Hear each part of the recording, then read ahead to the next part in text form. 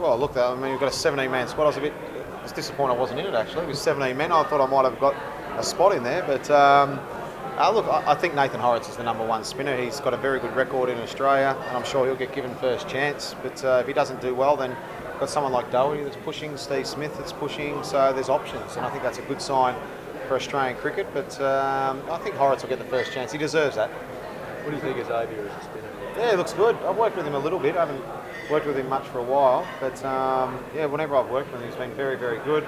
He's generally not a big spinner of the ball, and I know that's something he was trying to work on, to spin the ball more. And this summer it looks like he is spinning the ball more, so that's great. I mean, he's been around for a while. He's an experienced first-class cricketer, and I'm sure he'll do a very good job if he's picked. What's the area you think he's got the edge over Nathan? I think Nathan has. I think Nathan's got the edge. I think he's the #1 spinner, as I just said. I think he deserves to have the first chance, and if he falls over or doesn't do as well as he would have liked, then you know, I'm sure Doherty, if he keeps putting in his good performances, can push Horry for a spot, and same with Steve Smith. Do you think a 17-man squad's a bad look? Doesn't look decisive enough, that we don't know who's in form, who's out? No, I don't. I think the 17-man squad's actually quite good, because it says, you know what, you 17 guys at some stage through the summer or in the near future are going to make up the Australian cricket team.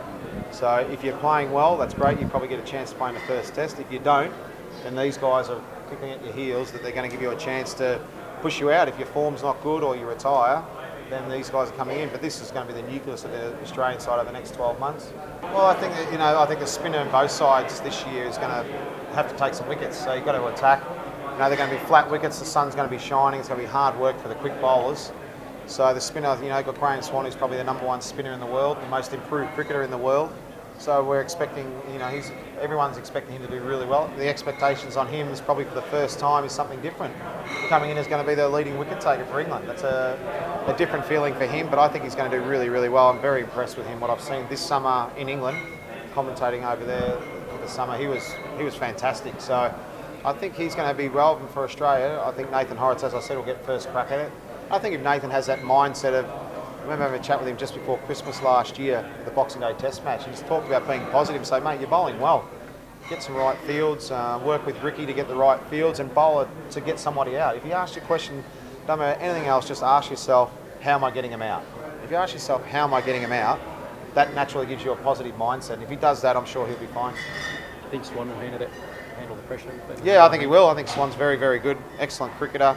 As I said, most improved cricketer, and I think he's probably the best spinner in the world at the moment. So I'm looking forward to watching him bowl out here in Australian conditions. Shane, you said about holding up, you've got an opportunity to show a lot of captains now for this year. Yeah, both captains will have an opportunity. Because, as I said, there's going to be flat wickets, hot sun. It's going to be tough work for the quicks.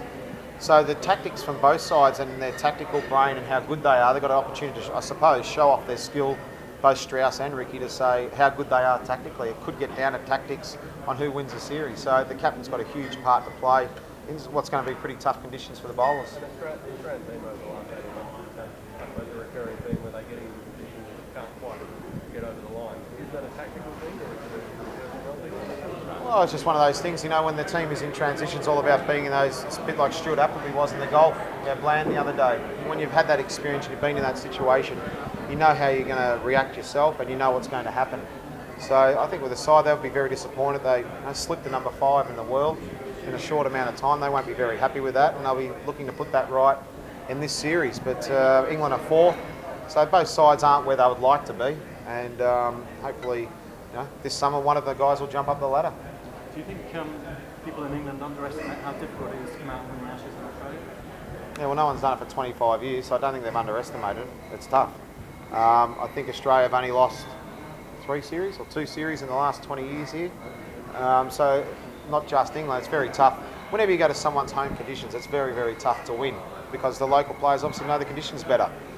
They've got David Saker as a bowling coach for England, which he'll help their quick bowlers, but it is going to be tough, and that's why I set up on stage just before. I think England, before a ball's bowled, have got their best chance of winning. But I think Australia will win because they do know the conditions better. They've just played here, the experience and what's at stake for them. If Australia lose at this stage, they're going to go maybe down even further down the chain. It's going to be a big upheaval of probably the team as well. So they know what's at stake, and I'm sure they're going to lift their game and play exceptionally good cricket and win. Would you say wholesale changes as early as the second test if the first one's lost? The ball hasn't been bowled yet, so I'd like to say, let's just calm down a little bit. But I think Australia will win. I think it'll be a great series, and we should enjoy it.